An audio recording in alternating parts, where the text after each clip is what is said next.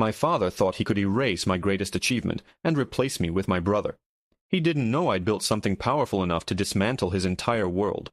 The smell of hot solder and ozone is my version of aromatherapy. For me, peace isn't found in a quiet room with a scented candle. It's found in the focused, intricate work of connecting a circuit board, the satisfying click of a well-seated component, the low hum of a power supply. My garage workshop is my sanctuary, the one place where the universe makes perfect, logical sense. It's where Prometheus was born, not out of fire and clay, but out of salvaged aluminum, lines of Python code, and hundreds of hours of my life I'll never get back. And I wouldn't trade a single second of it. Prometheus was our team's competitive robotics build, and he was a masterpiece. He could navigate a maze, identify and sort objects with a custom-built optical sensor, and he was my ticket out, my proof of worth. Our team, the Circuit Breakers, had just come back from the national championships. We didn't win first place. We didn't even get second or third. We got fourth. To some, fourth place is just the first loser. But in a competition with over 500 of the best high school robotics teams in the country, fourth place was monumental. It was the highest our school had ever placed. We were legends. Colleges were already sending feelers. Local news did a segment on us. We were supposed to be heroes. That's why the silence at home was so deafening. When my older brother Leo won his regional tennis tournament, the house was draped in banners. A surprise party materialized out of nowhere, with neighbors and relatives slapping him on the back. My dad beaming like he'd won the trophy himself. When I came home with our team's fourth-place national plaque, my dad glanced at it, grunted and said, "Fourth, huh? Almost got there." Then he went back to watching golf. My mom gave me a tight, brief hug and told me to wash up for dinner. The plaque, the culmination of a year of sleepless nights and relentless problem-solving, ended up on my dresser, propped awkwardly against a stack of textbooks. Leo's tennis trophies gleamed from a custom-built glass cabinet in the living room. I tried not to let it bother me. It's just how things were. Leo was the sun. I was a distant, vaguely orbiting moon. He was effortless charisma, varsity letters, and a future in business, just like Dad. I was grease stains, complex algorithms, and a future my parents didn't understand, and therefore couldn't brag about. So I retreated to my workshop and started sketching out ideas for Prometheus 2.0. The Nationals had exposed a few design flaws, and my mind was already racing with solutions. It was a Tuesday night when I first heard it. I was heading to the kitchen for a soda, and I heard my mom on the phone in the living room, her voice bubbling with a kind of excitement I hadn't heard directed at me since I learned to tie my own shoes. "Oh, absolutely," she chirped. "I have the perfect dress. Do you think navy blue is too somber? I want it to be celebratory, you know? It's such a prestigious event. Yes, Robert is getting a new suit tailored. Leo, too. You know how those boys are growing." My hand froze on the refrigerator door. A prestigious event? A new suit for Dad and Leo. My mind started to spin. Was it a fundraiser for the tennis team? A country club gala? I lingered in the hallway, eavesdropping, a cold knot forming in my stomach. "I'm just so proud," my mom continued, her voice thick with emotion. "To see all that hard work pay off. It's what every parent dreams of. The banquet is at the Grand Hotel, can you believe it? So fancy. We're all just thrilled to be able to go and support. The Grand Hotel. That's where the school was hosting the official awards banquet for the robotics team. My team. Our faculty advisor, Mr. Davison, had sent out an email a week ago, a save the date for the families of the 4 core team members. It was the event, the one night where we would be formally recognized, where the school board and the mayor would shake our hands, where our plaque would be presented to the principal to be displayed in the main trophy case, right next to the tennis trophies, I'd hoped. I hadn't told my parents about it yet. I was waiting for the official invitation to arrive in the mail, wanting to present it to them like an offering, something so official and undeniable they couldn't possibly downplay it. But hearing my mom talk about it, she already knew. They were already planning what to wear. A wave of relief washed over me. They were excited. They were proud. For once they were actually proud of me. I stepped out of the hallway, a wide, genuine smile spreading across my face. "You heard about the banquet?" I asked, trying to sound casual. My mom's eyes widened, and she quickly ended the call. "Oh, honey, I was just talking to your aunt." "About the banquet at the Grand Hotel?" I pressed, my smile faltering slightly. "The one for the robotics team." My dad looked up from his newspaper, his expression unreadable. "What about it?" "You're going, right?" Mom's getting a dress, you and Leo are getting suits. I felt a strange tremor of anxiety start in my chest. I was waiting for the formal invitation to come before I told you guys about it. My mom wrung her hands, looking at my dad. It was a familiar gesture, the passing of the conversational buck to him whenever things got uncomfortable. He sighed, folding his paper with deliberate slowness and placing it on the coffee table. He looked at me, not with pride or even annoyance, but with a kind of weary patience, the way you'd look at a child who just doesn't get it. Son, he started, the word heavy. That event, it's more of a team family reunion. A chance for the parents of the other boys to get together and celebrate.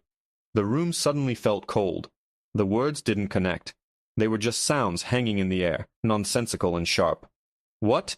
It's an awards banquet. For the team. I'm on the team. I'm the lead programmer. We know, he said, holding up a hand. And we're proud of you for that. But this is different. The school is trying to build a community around the program. It's more of a social thing. A social thing I'm not invited to. My voice cracked. My own awards banquet. That's when Leo sauntered down the stairs, phone in hand, already dressed in a way that made him look like he belonged at a country club. He raised an eyebrow at the scene. What's all the drama? Your brother is getting worked up about the robotics dinner, Dad said, his tone dismissive. He turned his gaze back to me. Look, it's just a reunion. It's not about you. It's for the families. I am the family. The shout ripped out of my throat, raw and loud. It's my achievement. I earned that. I poured my life into that robot. Why would you be going without me? My dad's face hardened. Don't use that tone. The school sent out the invitations, and we didn't get one for you. It's that simple. It's probably just for the parents and a guest. It's not a big deal. A guest? I stared at him, my mind reeling. Then I looked at Leo, who was now leaning against the doorframe, a smug little smirk playing on his lips. You're taking Leo. You're taking my brother to my awards banquet as your guest, and I'm not even invited. It's just a reunion, my dad repeated, his voice dangerously calm. And frankly, it will be a good networking opportunity for your brother to meet some influential people. You wouldn't appreciate it anyway. You'd probably just sit in the corner and talk about code. Drop it. The injustice of it was a physical blow, knocking the air from my lungs. I stumbled back, shaking my head in disbelief. They weren't just excluding me, they were replacing me. They were taking my moment, the single greatest achievement of my life, and handing it to my brother on a silver platter so he could network. I turned and fled, not to my workshop but to my room, slamming the door so hard a picture fell off the wall. I collapsed onto my bed, the fury and hurt so overwhelming it felt like I was drowning. Hours passed. The anger cooled into a familiar, hollow ache. I knew I couldn't stay in my room forever. I needed my laptop from the den to check some schematics, a small piece of normalcy to cling to. The house was dark and quiet. They must have gone to bed. I tiptoed to the family computer, the screen still asleep. As I reached for my laptop bag, my elbow nudged the mouse. The screen flickered to life, displaying the open email inbox my dad always left logged in. And there it was. An email chain from Mr. Davison. The subject line? Urgent. National Robotics Champions Banquet, RSVP. My heart hammered against my ribs. My dad had lied. He said we didn't get an invitation for me. This was my chance to prove it. My hands shaking, I clicked it open. I scanned the original message from my advisor. Dear Circuit Breakers families, please RSVP with the total number of family members, including your brilliant student, who will be attending the banquet in your honor. Including your brilliant student. The words were a balm and a knife. Mr. Davison saw me. He valued me. But as I scrolled down, I saw my father's reply, sent 3 days ago. My breath hitched. He had RSVP'd for 3 people, Mom, Dad, and Leo. A fresh wave of sickness washed over me. But it wasn't the number that made the world tilt on its axis. It was the sentence he'd written in the body of the email, a casual, typed-out little line that explained everything and shattered the last bit of my heart. A sentence I had to read 3 times before I could even begin to process the depth of the betrayal. It read, We will be attending to support our son, Leo, as he accepts the Mayor's Civic Innovation Award. The name on the screen was an alien character in a sentence that should have been about me. Leo. My brain refused to process it. It was like reading a line of code with a fatal syntax error. It simply couldn't run. I read the sentence again. We will be attending to support our son, Leo, as he accepts the Mayor's Civic Innovation Award. Leo, an award, at my banquet. It made no sense.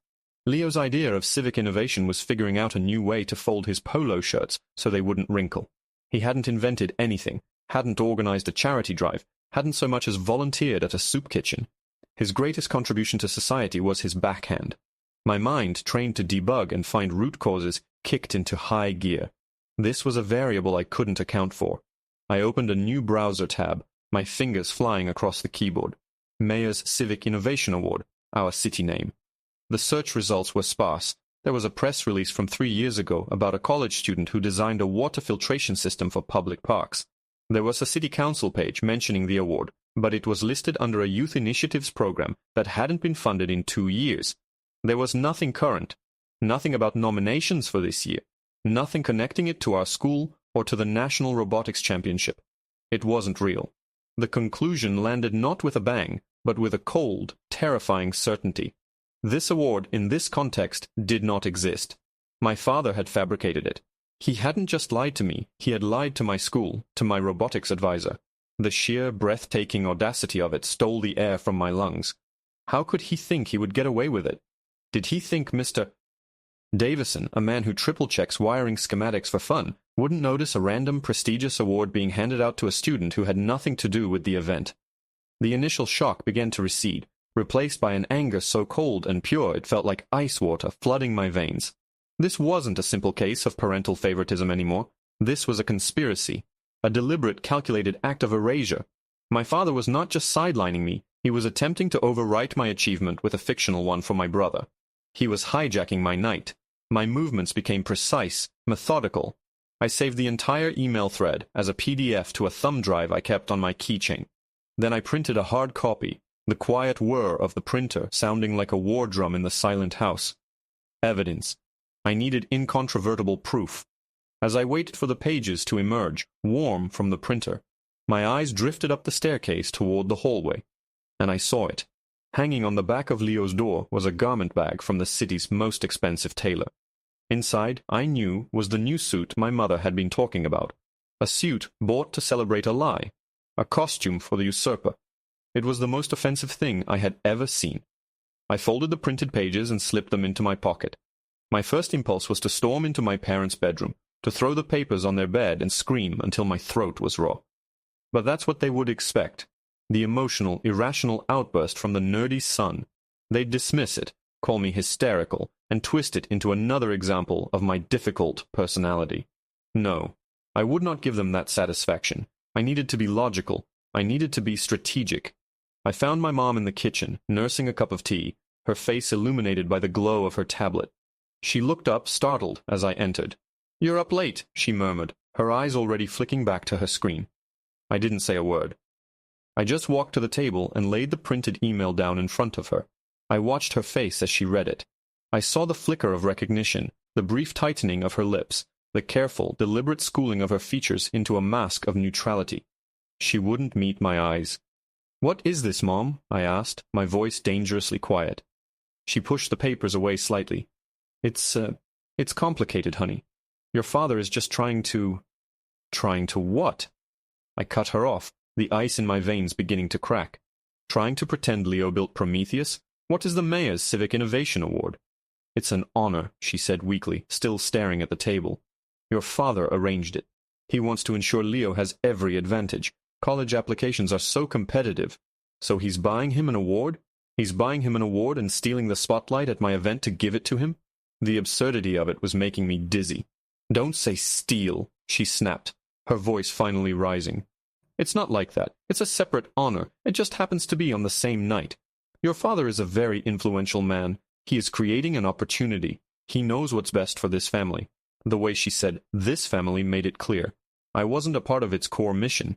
I was a strange, non-essential component, one that could be easily unplugged and stored away. She was complicit. She knew about the lie, and she endorsed it. The betrayal was absolute. I turned without another word and went back to the den, back to the still glowing computer screen. My mom's weak excuses only confirmed one thing. This was deeper than I thought. How had he arranged it? My fury gave me focus. I wasn't just looking for evidence of a lie anymore. I was looking for the architecture of the deception. I went back to my dad's email account, my mind racing through search parameters.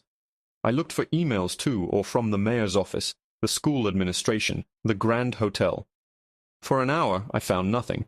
Just spreadsheets, client communications, and forwards of political cartoons from his golf buddies. I was about to give up when I decided to check the one place people always forget, the trash folder. And there it was, a deleted email chain. The subject line, the Grand Hotel Banquet, a mutually beneficial opportunity. My blood ran cold. The correspondence wasn't with Mr. Davison or the principal. It was with a junior aide in the mayor's public relations department. I clicked it open. The emails laid out the entire, sickening plan. My father had reached out to them a week ago. He hadn't just invented an award. He'd pitched it to the city as a PR move. He framed it as a chance for the mayor to show support for all forms of student excellence, from the scientific to the athletic. He had positioned Leo as the perfect inaugural recipient, a well-rounded scholar-athlete. He was using our team's legitimate, hard-won success as a stage, a backdrop to debut his own fabricated trophy for his favored son. He was turning our night of recognition into the Leo show. But it was the last email, the one from my father that he had tried to delete, that made me feel like I was going to be physically sick. It was a reply to the aide, confirming the final details. In it, he thanked her for her help in getting the award approved and added to the program. And then came the final, devastating sentence, the one that exposed the rot at the very heart of my family, the mechanism that made the whole perverse machine work. As discussed, he wrote, please find attached the receipt for my $5,000 donation to the Mayor's Youth Sports Initiative. We are so thrilled to be a part of this wonderful evening. It wasn't a lie. It was a transaction. He had purchased my moment, my one moment of glory, and gifted it to my brother. And the attached file wasn't the only thing he'd sent. At the very bottom of the email, I saw a second attachment, a simple Word document. The file name was Leo Intro Speech.docx. He hadn't just bought the award. He had written the script for the person presenting it. My hand trembled as I clicked to open the file. I had to know what they were going to say. The document loaded, and the first line appeared on the screen, a line that was clearly meant to be read from a podium to a room full of my peers, my teachers, and my family. While we are here tonight to celebrate the technical achievements of the circuit breakers, it began, it is also important to recognize that true innovation is about more than just gears and code. It's about leadership, character, and the competitive spirit that drives a person to excel in all arenas. The words on the screen blurred as a red haze of fury descended. It was a masterclass in manipulation. The speech was crafted to sound gracious while subtly diminishing our team's accomplishment. It framed our year of intense intellectual labor as a niche, technical exercise, while elevating Leo's generic, jock-next-door persona to the pinnacle of human achievement. The document went on, a 2-page monument to my brother's fabricated excellence, littered with phrases like unwavering dedication, a role model for his peers, and a shining example of the well-rounded student. My father had even included a bulleted list of Leo's tennis statistics, as if winning a tiebreaker was somehow equivalent to designing a functional, semi-autonomous robot from scratch. I felt a perverse urge to laugh. It was so utterly, transparently pathetic.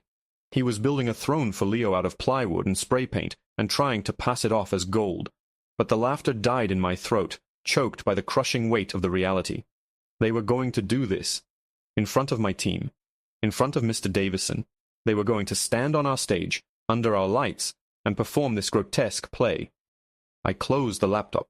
My mind, which moments before had been a chaotic storm of hurt and anger, was now eerily calm. The emotional circuits had overloaded and shut down, leaving only the cold, clear hum of the processor. They had made a critical miscalculation. They saw me as an emotional, reactive child who would throw a tantrum and then retreat to his garage to sulk. They had forgotten who I was. I'm a builder. I'm a strategist. I don't just identify problems. I design systems to solve them. And they had just presented me with the most complex, high-stakes problem of my life. My objective was clear. I wasn't just going to expose them. That was too simple, too crude. A public confrontation would be messy, and they would inevitably paint me as the unhinged, jealous son. No, I had to dismantle their entire operation from the inside out, using their own tools, deception, manipulation, and a deep understanding of the system against them. I wasn't going to crash their party. I was going to rewrite the script. The next few days were a blur of quiet, focused activity. At home, I was a ghost. I was polite, distant, and completely compliant. I ate dinner without complaint. I didn't mention the banquet. I gave them nothing to react to, no emotional leverage. I let them believe I had accepted my fate, that I had, as my father commanded, dropped it. My silence was their comfort, and my compliance was their blind spot. My workshop became my command center. The plans for Prometheus 2.0 were swept aside. My whiteboards were now covered in flowcharts and timelines, not for a robot, but for an operation. I broke down the problem into key components: access, information, and execution. Access was the first hurdle. I needed to be at the banquet, not as a guest, not as a spectator, but as an integral part of the evening. I emailed Mr. Davison from my personal account. I kept it simple and professional. I told him I'd been working on a short highlight reel of the team's journey to the Nationals from initial sketches to the final competition, and asked if there might be a few minutes during the banquet to showcase it. It was a perfect Trojan horse. It was plausible, team-oriented, and it gave me a legitimate reason to need access to the event's audio-visual equipment. Mr. Davison, bless his unsuspecting heart, loved the idea. He replied within an hour, telling me he'd clear it with the event coordinator at the hotel and would make sure I had whatever I needed. He even CC'd the coordinator on the email. Check. Next, information. I already had the smoking gun, the email chain, the donation receipt, the speech. But that was just their plan. I needed to control the narrative. I spent an entire night not soldering, but editing video. I took the hundreds of hours of footage our team had recorded throughout the year, the late nights fueled by pizza and energy drinks, the frustrating failures, the breakthrough moments when a complex piece of code finally worked, the raw, unfiltered joy of our victory at regionals. I began weaving it together, not into a simple highlight reel, but into a story. Our story. The one they were trying to erase. Then I did something my father would have been proud of, had he known. I used his own tactics. I researched the mayor's youth sports initiative, the supposed beneficiary of his $5,000 donation. A few phone calls, a bit of social engineering with a board clerk at the city records office, and I had what I needed. The initiative had been defunded 2 years ago. Its bank account was dormant, with a balance of $237. My father hadn't donated to a charity. He'd wired $5,000 to a ghost, an account that a friendly aide in the mayor's office likely had discretionary access to. It wasn't a donation. It was a bribe, and I had the account statements to prove it. The night of the banquet arrived. The air in the house was thick with a strange, celebratory tension. My mom floated around in her navy blue dress, adjusting my dad's tie, fussing over Leo's hair.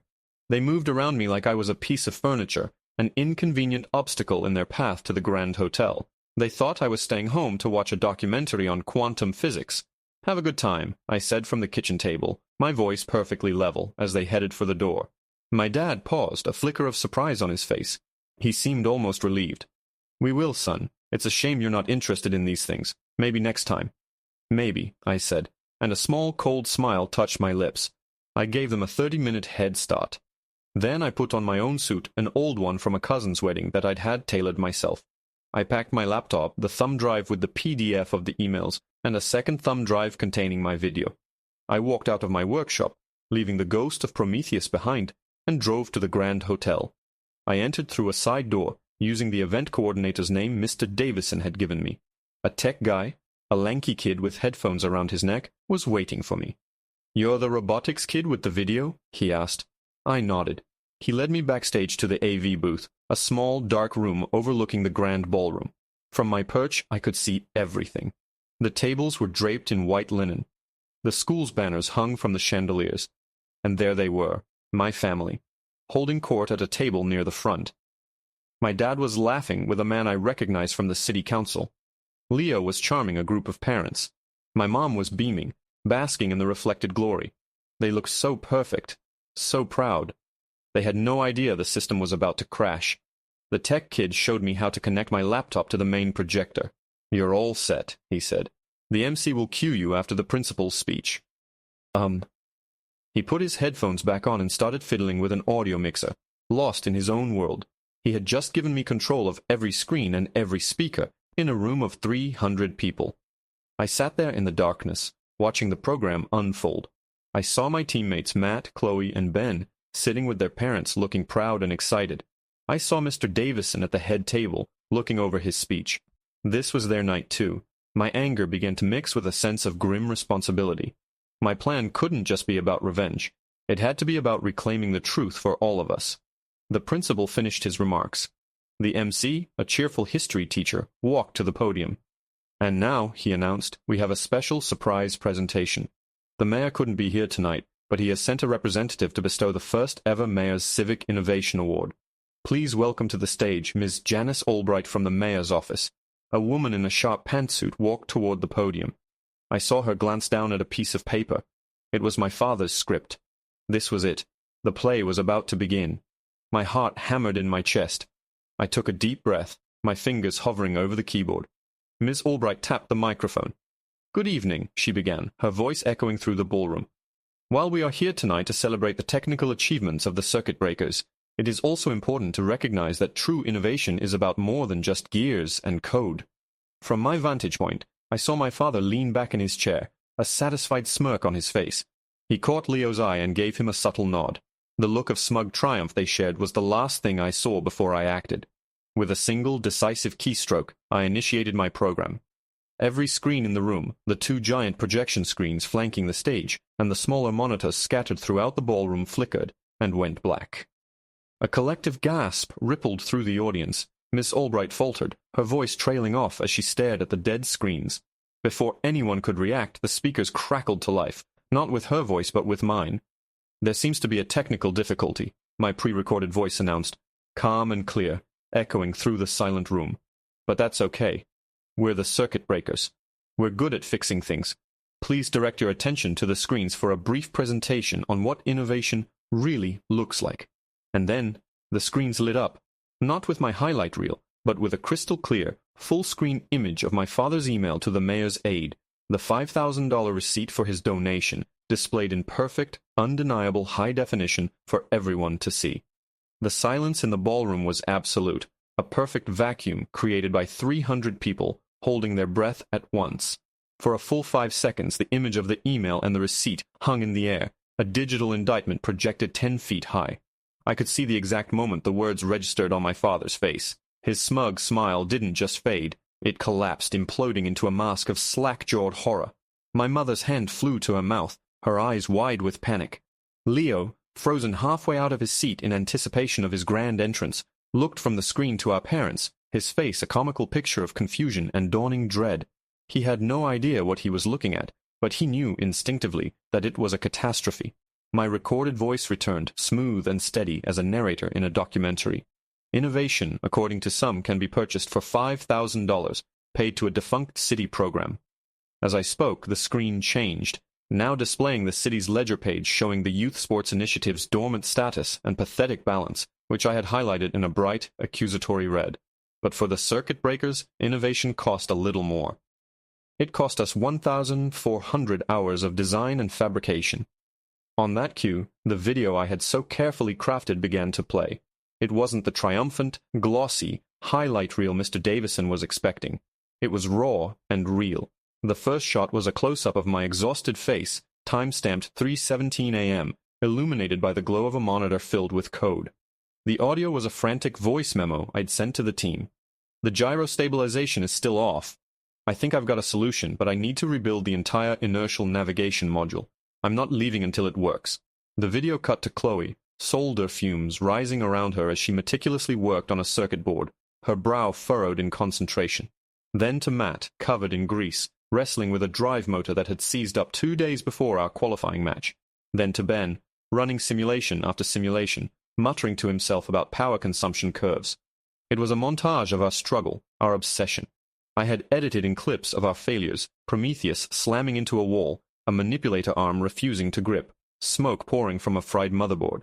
The audio was layered with our own voices, taken from hours of footage, arguments over gear ratios, exhausted sighs, and the sudden, explosive shouts of discovery.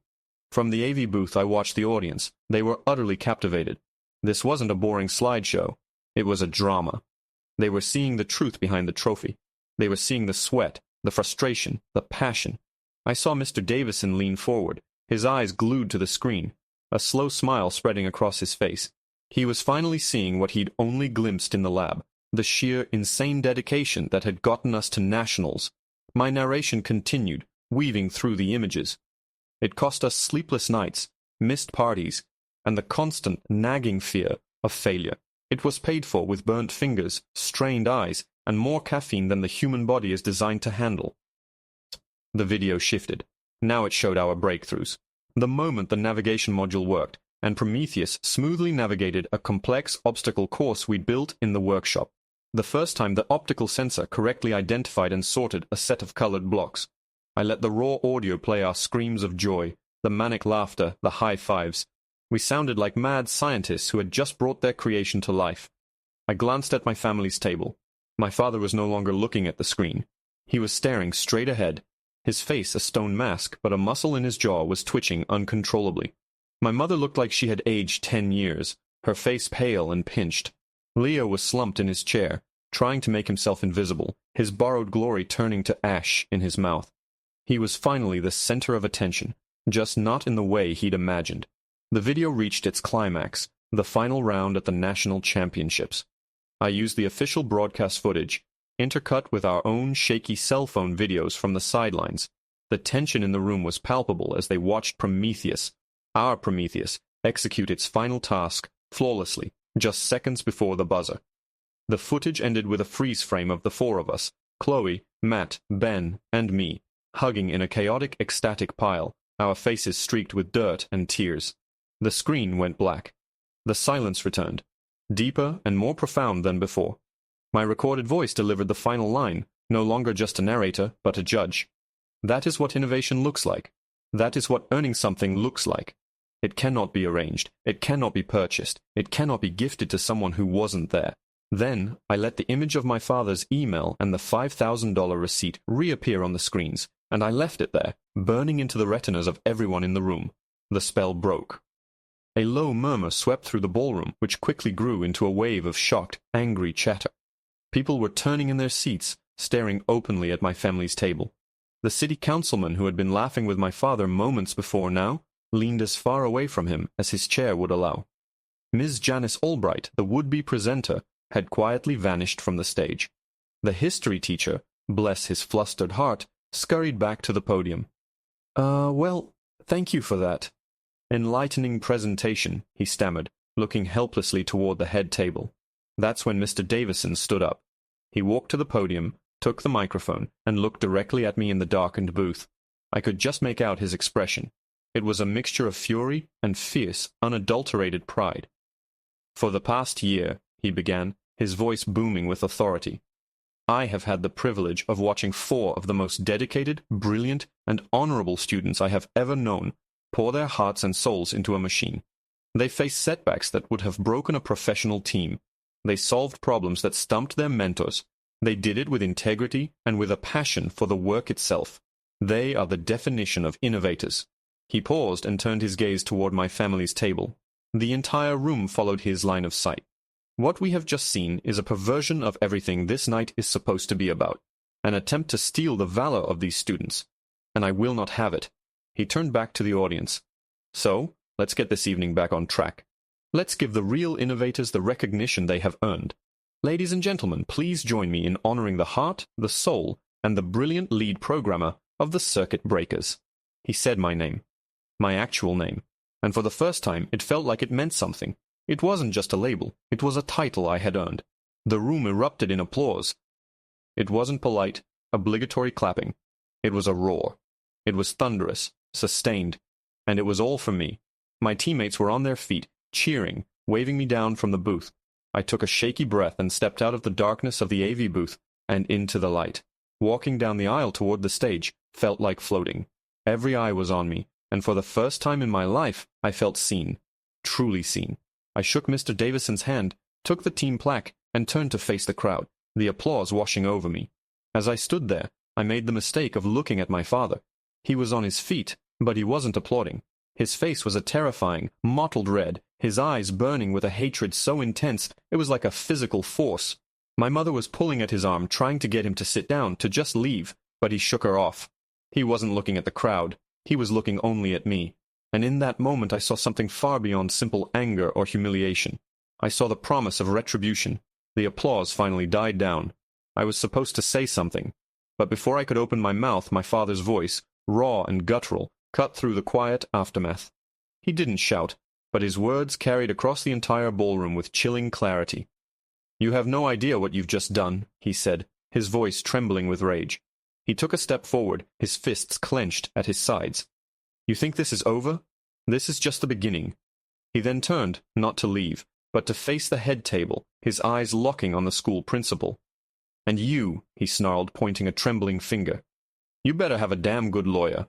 The threat hung in the air, a toxic cloud that instantly suffocated the last vestiges of celebration.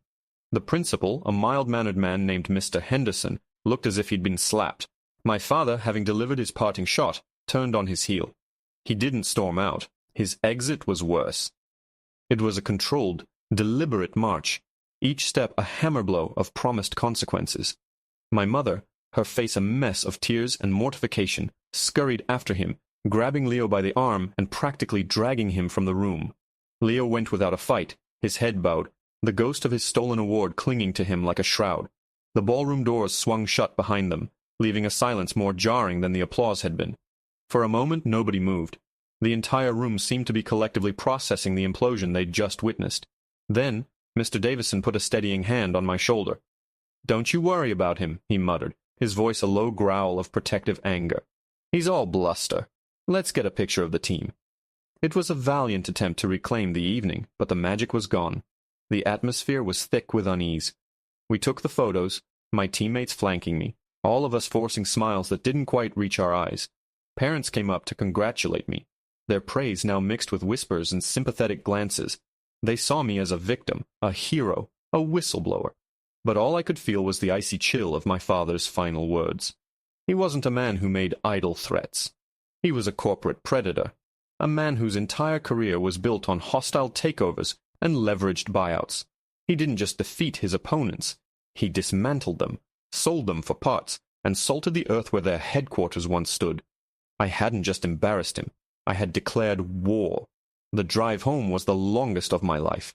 I pulled into the driveway to a house that was completely dark, which was somehow more menacing than if all the lights had been blazing. I let myself in, my footsteps echoing in the foyer. A single suitcase stood by the door. Not mine, Leo's. On the hall table, a note was propped against a vase. My mother's elegant script looking shaky and rushed. "Leo is staying with your aunt for a few days. We need some space. We will talk when your father is ready." When your father is ready. Not when we've calmed down. Not when we can be civil. But when the king is prepared to pass sentence. I went upstairs. The door to my parents' room was closed. The door to Leo's room was ajar, the space already feeling empty, abandoned. My room felt the same as always, a self-contained universe of books and circuit boards. But the house around it was no longer a home. It was enemy territory. The next morning, the first salvo was fired. I woke up to an email from Mr. Henderson. The subject was urgent meeting. My father had made good on his threat. He had spent the night drafting a 10-page letter, which he'd had couriered to the school board, the superintendent, and a half-dozen local news outlets. I wasn't privy to the full contents, but Mr. Henderson's summary was terrifying. My father was suing the school for defamation, endangerment of a minor. Leo apparently had suffered extreme emotional distress, and for allowing me, another minor, to operate school equipment, to orchestrate a malicious and premeditated public attack.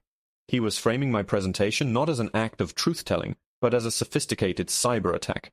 He painted me as a disturbed, vindictive hacker who had commandeered the event to settle a petty family squabble. The bribe was now a misunderstood philanthropic pledge. The fake award was a well-intentioned but poorly communicated effort to honor a different kind of student achievement. He was rewriting the narrative again, this time with lawyers and legal jargon. The fallout was immediate. The school, terrified of a lawsuit from a wealthy and notoriously litigious parent, went into full damage control mode. I was suspended, pending an investigation.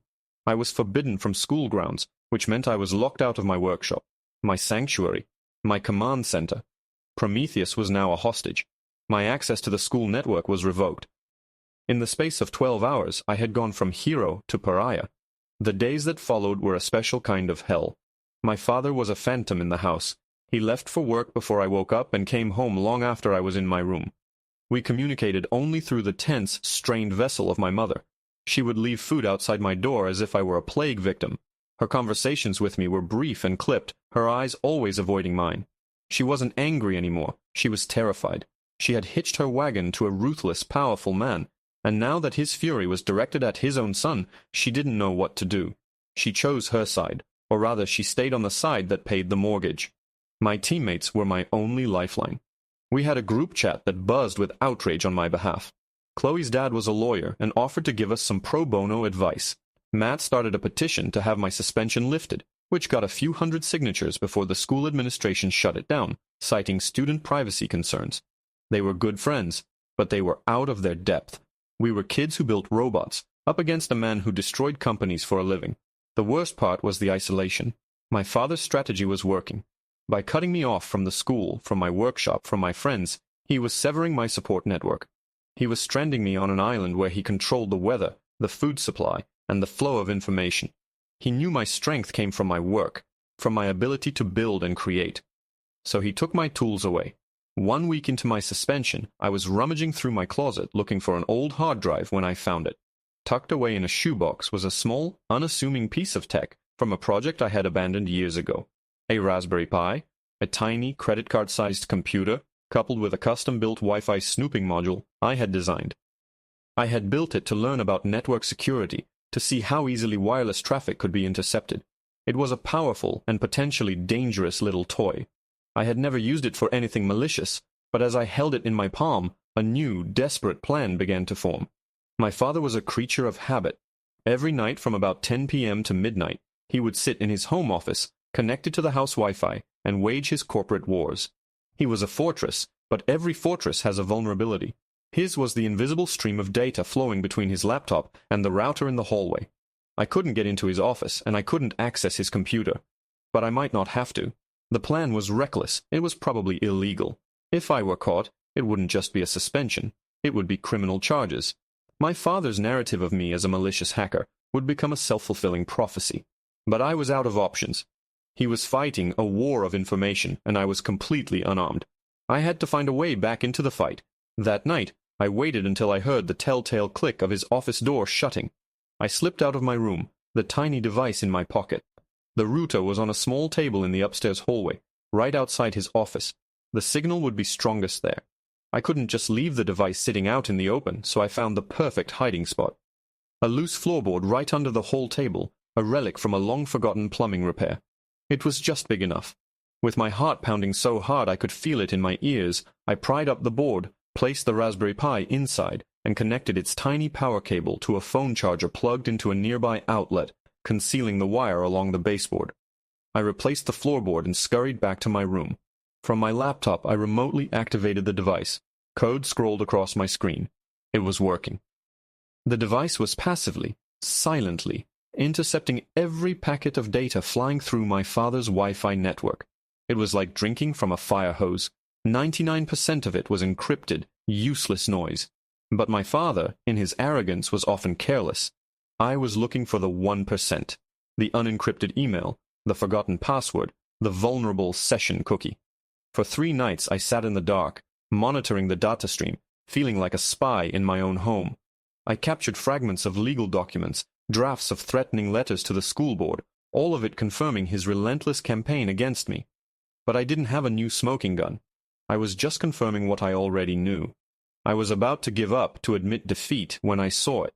It was a connection to an external server, an IP address I didn't recognize. The connection was brief, but it was unencrypted, and in that stream of data, I saw a familiar name. Prometheus. My Prometheus. My father was accessing a file, a big file. It was a compressed archive, and the file name sent a jolt of pure ice through my veins. It was labeled Prometheus, source code, and schematics.zip. He hadn't just locked me out of the workshop. He had stolen my life's work. But why? He couldn't understand it, let alone use it. It made no sense. Then I saw the destination IP address for the file transfer. I ran a quick trace. The address wasn't just a random server. It resolved to a corporate domain name, a company I knew all too well. It was the main competitor and bitter rival of the tech firm my father was currently trying to acquire. The domain name on my screen was like a key turning in a lock I didn't know existed. Innovatech Dynamics. They were the Goliath to my father's David. If David were also a ruthless corporate titan. For the past 6 months, my dad's firm, Sterling Consolidated, had been engaged in an increasingly hostile takeover bid for a smaller robotics and automation company. Innovatech was the rival bidder, and the fight had been bloody, playing out in the financial news with accusations of industrial espionage and market manipulation from both sides. And my father was now sending my work, the heart and soul of Prometheus, directly to them. The initial shock gave way to a chilling, disorienting confusion. Why would he send proprietary designs to his arch-nemesis? It wasn't just illogical, it was corporate suicide. Unless it wasn't. My mind raced, piecing together the fragments of overheard phone calls, the stressed, angry tone in his voice for the past few months, the sheer desperation behind his actions at the banquet. He wasn't acting from a position of strength. He was acting like a cornered animal. I dove back into the captured data packets, my fingers flying across the keyboard. I wasn't looking for a single file anymore. I was looking for a pattern, a context. I started cross-referencing every unencrypted fragment I could find with keywords: Innovatech, Takeover, Prometheus, and then I found it. A series of unsent email drafts sitting in his cache. They were addressed to a man named Marcus Thorne, Innovatech's chief technology officer. The emails were a negotiation. My father wasn't selling my code. He was trying to frame someone for selling it. The plan was audacious, diabolical, and so quintessentially him. He was losing the takeover battle. Innovatech had more capital, better tech, and the board of the target company favored their offer. So my father had concocted a scheme to disqualify them. He was going to leak Prometheus's designs to Innovatech, and then anonymously tip off the financial regulators that Innovatech had stolen proprietary robotics technology from a high school student specifically, the son of the CEO of their rival bidder, Sterling Consolidated. It was perfect. He would create a scandal. The target company, a firm built on its reputation for innovation and intellectual property, would never sell to a company under investigation for corporate espionage, especially for stealing from a kid. The Innovatech deal would collapse, and Sterling Consolidated would be there to pick up the pieces.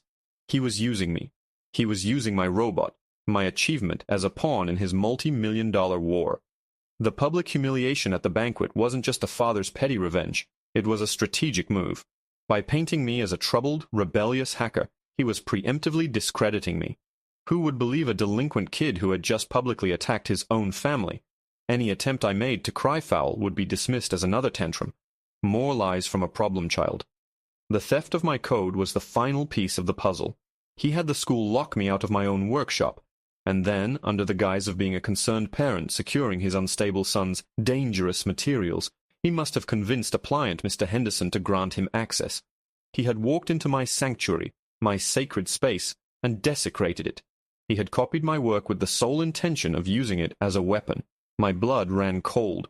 He was going to ruin my reputation, destroy a rival company, and secure his business deal, all in one fell swoop. And he was going to use my name, my work, and my face to do it. The sheer scale of the betrayal left me breathless. This went so far beyond a stolen award or a family squabble. This was a federal crime. I worked through the night, fueled by a terrifying, lucid rage. I was no longer just defending myself. I was on the offensive. I had the packet captures, the email drafts, the IP logs. I had a digital trail of his entire conspiracy. But it wasn't enough. It was complex, technical evidence. To a layman, to a reporter, to a school board, it could still be dismissed, hand-waved away as circumstantial. I needed something more. I needed a confession. The next day, I put my own plan into motion. I knew my mother was the weak link. She was trapped, scared, and, I hoped, still possessed a shred of conscience. I waited until my father had left for the day. I found her in the living room, staring blankly at a television that wasn't even on. I didn't confront her. I didn't yell. I approached her quietly, my face a mask of weary defeat. "I'm sorry, Mom," I said, my voice barely a whisper. The words felt like acid in my mouth. She looked up, startled. "What?" "I'm sorry for what I did at the banquet," I continued, forcing myself to look ashamed. "I was hurt, and I acted out. I embarrassed you. I embarrassed Dad. I see that now." A flicker of relief, of hope, crossed her face. This was what she wanted, for me to repent, to fall back in line, to make the problem go away. "Oh, honey," she said, her voice softening. I know you didn't mean for it to get so out of hand." "I want to fix it," I said. sitting on the ottoman across from her. "I'll do whatever Dad wants. I'll write a letter of apology to the school. I'll say I fabricated the whole thing, that I was just jealous of Leo. Whatever it takes to make this stop." She stared at me, her eyes searching my face for any sign of deception. I held her gaze, projecting nothing but sincerity and exhaustion. Do you really mean that?" she asked. "Yes," I said. I don't understand what he's so angry about. It's not just the banquet, is it? He's been so stressed for months. I just want to understand what's really going on, so I don't mess things up again." I was laying a trap, baiting it with her own desire for peace.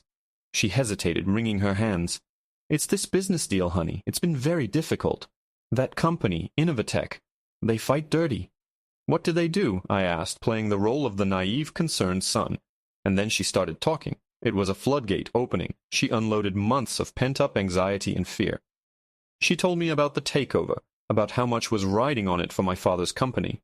She didn't know the specifics of his plan, but she knew he was working on something, a brilliant strategy, he called it, to expose Innovatech for the thieves they are. She mentioned that he'd been working late at night with a man named Marcus Thorne. "Marcus Thorne?" I asked, feigning ignorance.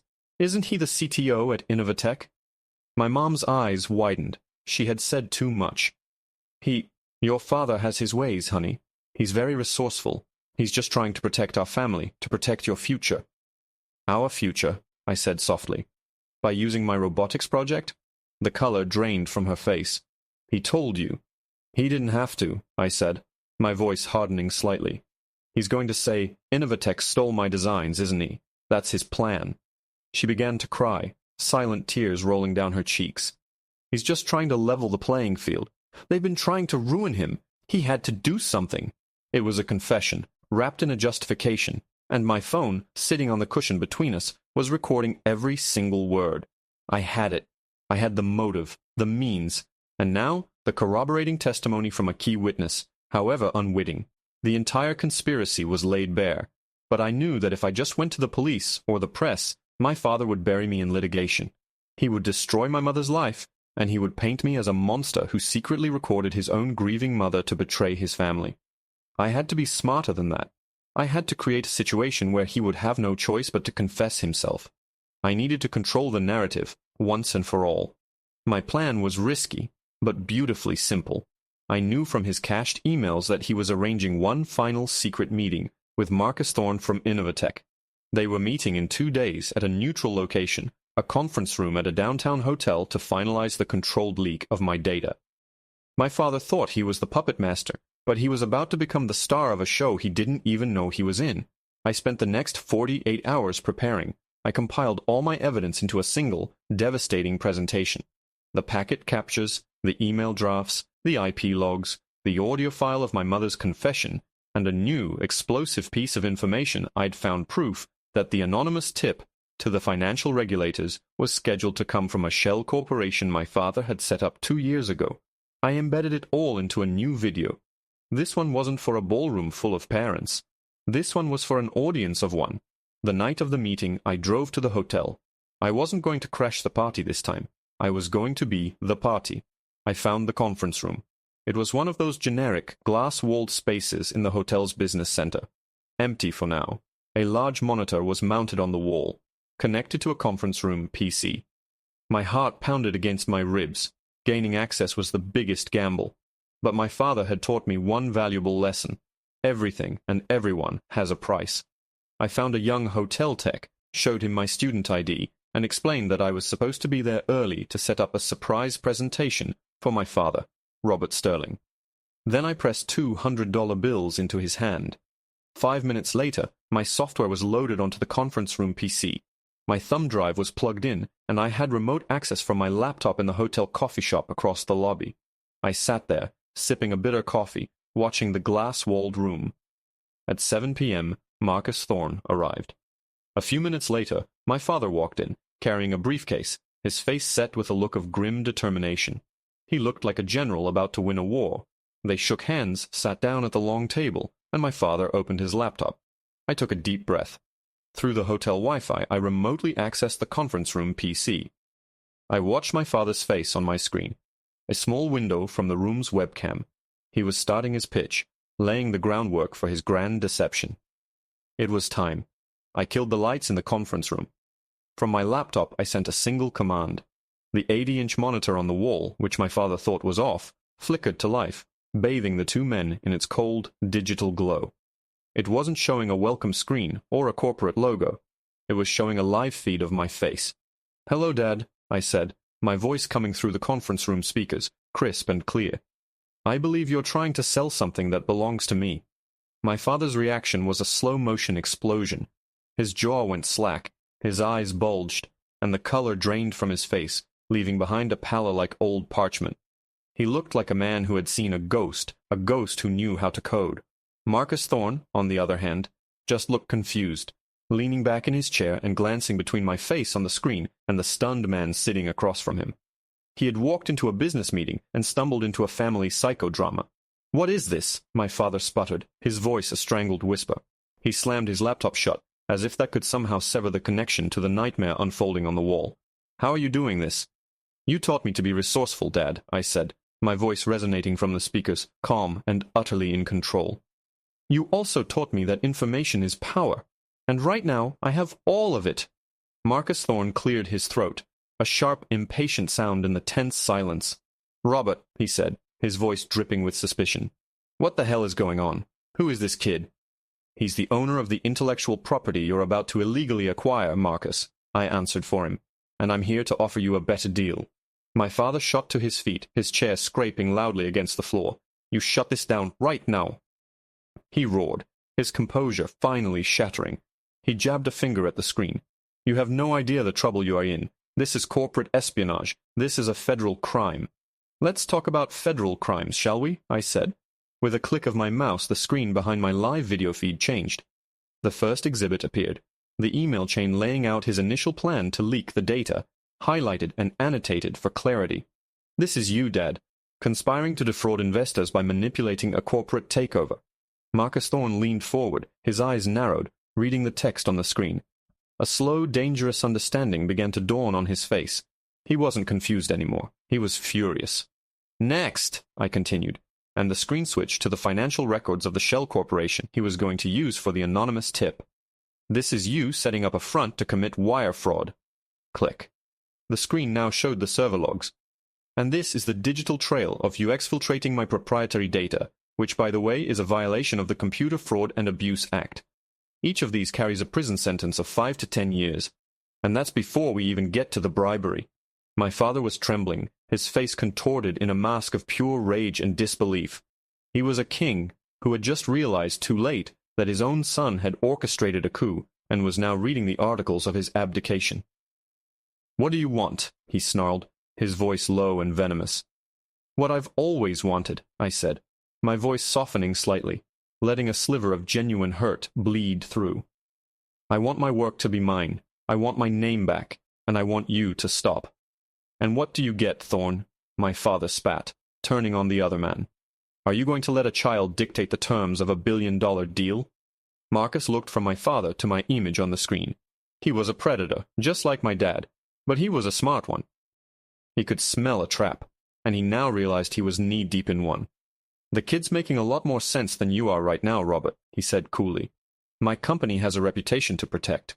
We don't get into bed with incompetent criminals who get outmaneuvered by their own teenage sons." The insult was delivered with surgical precision, and I saw my father flinch as if he'd been struck. "So here's the new deal," I said, seizing the moment. "You're both going to listen. My father will immediately and publicly withdraw his company's bid for the robotics firm. He will issue a statement citing insurmountable market complications. He will then draft a letter to my school, exonerating me of all wrongdoing, retracting his lawsuit, and issuing a formal apology for the misunderstanding at the awards banquet." "Never," my father hissed. "Then I pressed this button," I said, and a new window popped up on the screen, showing a pre-addressed email. The recipients were the Securities and Exchange Commission, the FBI's Cybercrime Division, and the top tech reporters at the Wall Street Journal and the New York Times. Attached was a single, neatly compiled file, Sterling Key Consolidated Cheech Fraud Evidence.zip. "And your company, your reputation, and your freedom all vanish. You will be ruined. And Marcus, You'll be subpoenaed as a material witness in a massive corporate fraud case. Your company's name will be dragged through the mud for months. Nobody wins." The room was silent. I had them. I had laid out the terms of their surrender. My father stared at the screen, his chest rising and falling rapidly. He was trapped, and he knew it. The master manipulator had been perfectly and completely outmaneuvered. Marcus Thorne was the first to break. He stood up, adjusted his tie, and gave my father a look of utter contempt. "It's been a pleasure not doing business with you, Robert," he said. He then looked at the screen. "Kid, you've got guts. If you ever need a job, call me." And with that, he turned and walked out of the room, leaving my father alone with my digital ghost. I watched him on my webcam feed. He stood there for a long time, his shoulders slumped in defeat. The rage was gone, replaced by a hollow, empty exhaustion. He looked old. "It's over, Dad," I said softly. He didn't respond. He just walked over to the conference room PC, yanked the thumb drive from its port, and slipped it into his pocket. It was a final, petty act of defiance, of taking back some small piece of what he thought was his. But it didn't matter. The drive was just a copy. The original data was safe with me. He then walked out of the room without another word. The next 24 hours were a whirlwind. Just as I had dictated, Sterling Consolidated issued a press release withdrawing their bid. A letter arrived at the school via my father's attorneys. My suspension was lifted. The lawsuit was dropped. It was a total victory. When I finally returned home, the house was quiet. My mother met me at the door. Her eyes were red-rimmed, but she looked at me with a new, strange expression. It wasn't fear, and it wasn't anger. It was a kind of awe. "Your father is in his study," she said. "He wants to talk to you." I walked to his study, the inner sanctum I had so rarely been invited into. He was sitting behind his large mahogany desk, not working, just staring at the wall. He looked smaller in that big chair. "You won," he said, his voice flat, devoid of emotion. "Congratulations. You're smarter than I thought." "It wasn't a game," I said. "Everything is a game," he replied, his eyes finally meeting mine. They were cold, empty. "You just changed the rules, and now you've burned this family to the ground to prove a point." "You did that," I said, my voice steady. "I just turned on the lights so everyone could see." He was silent for a moment. Then a slow, bitter smile spread across his face. "There's just one thing you forgot, son. One variable you didn't account for in your perfect little equation." He reached into his desk drawer and pulled out a single, thick document and slid it across the desk toward me. It was bound in a blue legal cover. "What's this?" I asked. "That," he said, his voice laced with a chilling, triumphant poison, "is the patent application for a semi-autonomous guidance and object recognition system. My lawyers filed it this morning. You may have won the battle, but I just took ownership of the entire war." My blood turned to ice. I stared at the document, the title page bearing the official stamp of the U.S. Patent and Trademark Office, and listed under the section heading Inventor, I saw a single typed name that made my world crumble. It wasn't my name. It wasn't even my father's. It was Leo's. The name on the patent application was a final, desperate checkmate in a game I thought I had already won. Inventor, Leo Sterling. It was the most audacious lie yet. A lie so colossal, so fundamentally absurd, it looped past rage and landed somewhere in the realm of black comedy. Leo, who thought a motherboard was something you surfed on, was now, according to the United States government, the inventor of my life's work. My father hadn't just stolen Prometheus. He had given it a new identity, a new creator. He had found one last way to twist the knife, to replace me, to write me out of my own story. "He can't be the inventor," I said, my voice dangerously calm. "He doesn't have the technical knowledge.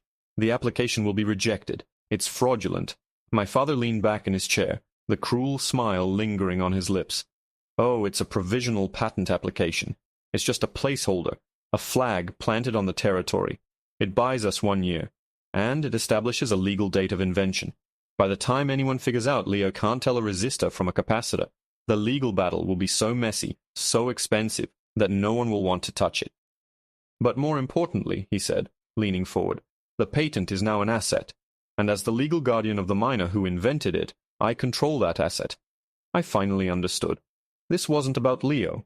It was about control. He had lost the takeover, but he had managed to seize the technology at the heart of the dispute. He couldn't use it to frame Innovatech anymore, but he could still use it. He could license it, sell it, or most likely use it as a bargaining chip. He had converted my creation into his capital.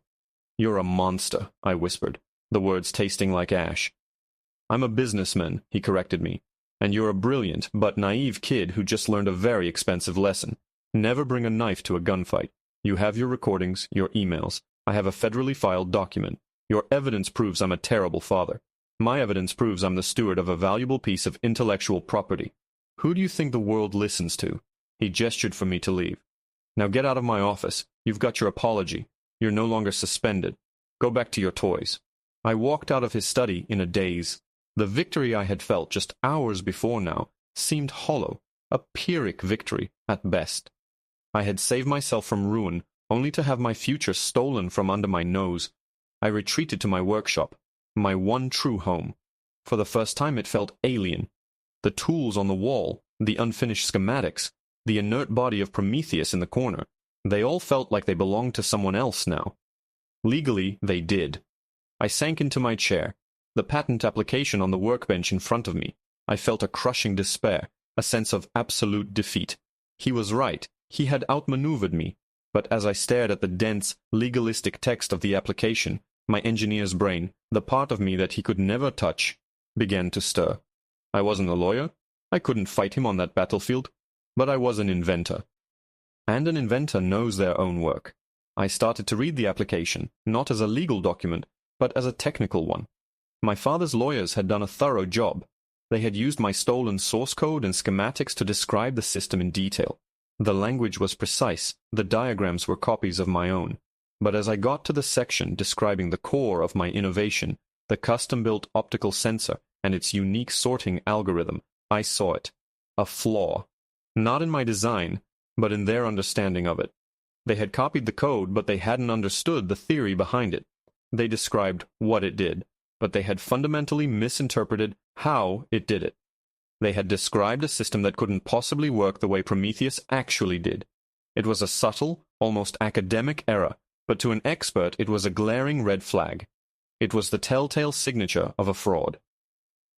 And then I saw something else. On the last page there was a list of prior art citations, references to existing technologies that the patent was building upon. It was standard practice. But one of the citations made my heart stop. It was a link to a public open-source coding repository. My father's lawyers, in their haste to make the application look legitimate, had cited a public library of code that I had used as a foundational element for my navigation module. They thought it made their application stronger. They had no idea what they had just done. I hadn't just used that library. I had contributed to it. 6 months ago, struggling with a particularly nasty bug in the inertial navigation system, I had developed a novel solution, a small but elegant piece of code that fixed the issue. Proud of my work, I had submitted my patch back to the open-source project. My contribution, with my name and a digital, time-stamped signature, had been accepted and merged into the public codebase. They had, in their own patent application, cited the very public, legally binding proof that I was the author of a key component of the invention they were trying to steal. They had handed me the gun. The next morning, I didn't call a lawyer. I called Marcus Thorne. He answered on the second ring. "I was wondering when I'd hear from you," he said. "I need a favor," I said, "but it's one that will be very, very beneficial to you." 2 days later, I was no longer in my garage. I was in a glass-walled conference room, high in the Innovatech Dynamics Tower, sitting across from Marcus and a team of their top IP lawyers. I laid out everything, the provisional patent, its technical flaws, and the time-stamped open-source smoking gun. For 10 minutes the only sound was the rustling of paper as the lawyers examined my evidence. Finally, the lead attorney looked up, a slow, predatory smile spreading across his face. "Mr. Sterling," he said to me, "your father has not only filed a fraudulent patent, he has done so using code that is publicly licensed. He has effectively voided any claim to proprietary ownership of the core technology. He doesn't own it. His son doesn't own it. At this point, nobody owns it. It's in the public domain." Marcus Thorne began to laugh, a deep, genuine belly laugh. "Oh, Robert," he said to the empty room, "you magnificent idiot." He turned to me. "So the technology is essentially free for anyone to use, including us." "Including you," I confirmed. "But you don't have the schematics for my custom hardware. You don't have the next-gen algorithms I've already developed for Prometheus 2.0. The code he leaked to you is already obsolete." "But I do." Marcus leaned forward, his eyes gleaming. "What's your offer, kid?" You're going to acquire Sterling Consolidated, I said. The lawyers blinked, surprised. My father's company is vulnerable right now. He just failed spectacularly in a major takeover bid, and his reputation is shot. Your stock is up, his is down. You can initiate a hostile takeover, and this time you'll win. You'll get your revenge and you'll eliminate your biggest competitor. And what do you get out of this? Marcus asked. Me. You're going to fund a new independent R&D lab. You'll provide the space, the equipment, and the resources. I get full creative control and a generous budget. I will be the director, and the first project will be Prometheus 2.0. And one more thing, I added. I want to hire my team, Chloe, Matt, and Ben. Full scholarships to the university of their choice, and paid internships at the lab, effective immediately. And my father? I asked, the final piece of the puzzle. I don't want his money. I don't want him in jail. I just want him gone. The lead lawyer smiled again. Leave that to us. As the new majority shareholder of his company, we'll be in a position to renegotiate his severance package. I assure you, it will be minimal. He'll be forced into a very, very quiet retirement. The takeover was swift and brutal. Just as I predicted, my father's company was too weak to fight back. When the news broke, it wasn't my name or my robot in the headlines. It was a simple, boring story about market consolidation. My father was deposed, his golden parachute was revoked, and he and my mother moved to a small condo in a state I'd never visited. I heard from my aunt that Leo, stripped of his unearned legacy and trust fund, had to get a real job. The day the deal closed, I walked through the doors of the brand-new Innovatech Dynamics Advanced Robotics Laboratory. It was vast and bright, filled with state-of-the-art equipment that made my old garage workshop look like a museum. Chloe, Matt, and Ben were already there, their faces lit with a joy and disbelief that mirrored my own. Prometheus, the original, sat on a pedestal in the lobby, a monument to where it all began. My father was right about one thing. Everything is a game. But he never understood that the real prize isn't about owning something. It's about building it. He had tried to steal my work to win his war, but in the end, all he had was a worthless piece of paper. I had lost a father, but I had reclaimed my future, and I was finally free to build it, on my own terms, with my team by my side. The game was over. It was time to get to work.